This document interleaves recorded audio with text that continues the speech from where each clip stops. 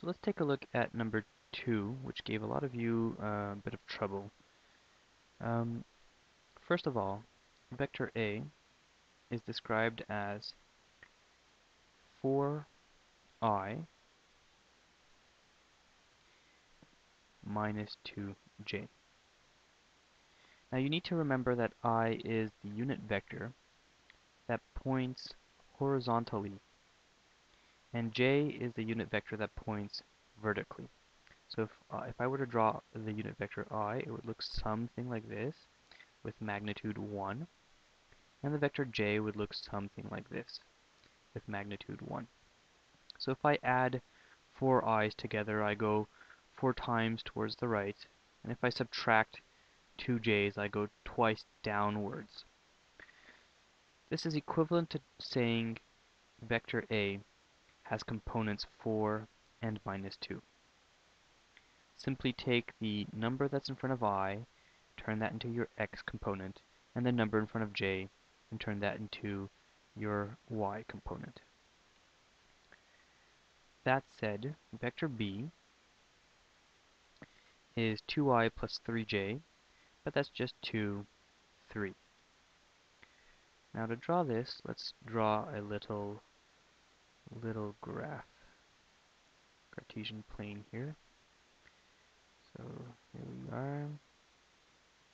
So if I were to draw this,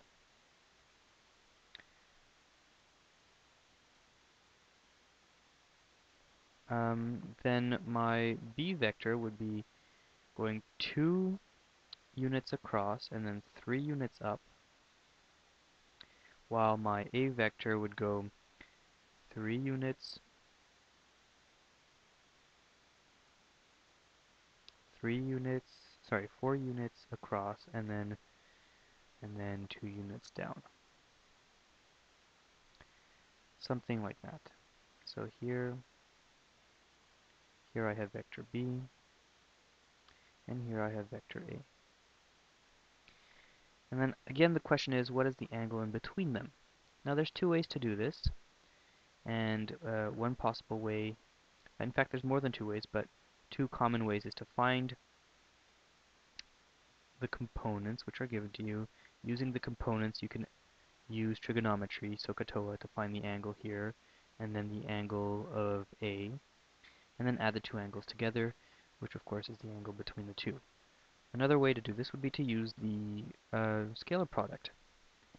Now, we can find the magnitude of A because we know its components, and therefore the magnitude of A by the Pythagorean theorem is square root of 4 times 4 squared plus negative 2 squared, and that's 16 plus 4, and that's 20 square root. Now the magnitude of B, done in a similar fashion, is 2 squared plus 3 squared square root, and that's 4 plus 9, 13 squared, 13 square root. So now we have the magnitude of A and B. And magnitude of A times magnitude of B times cosine of the angle between them is the scalar product. But then so is XA times XB plus YA times YB. So here we have the geometric approach to the scalar product, and over here we have the algebraic approach to the scalar product. Both of them are equal to each other because both of them are talking about the same 2 vectors, and therefore their scalar products must be the same. Since we know the components of vector A and B, we can use the algebraic approach to solve this side, the left-hand side. So x of A is 4 times 2 plus negative 2 times 3. And that, of course, has to give us the magnitude of A times the magnitude of B, which is square root of 20, times the square root of 13, times the cosine of the angle between them, which is what we're looking for. Now 4 times 2 is 8, minus 6 is 2.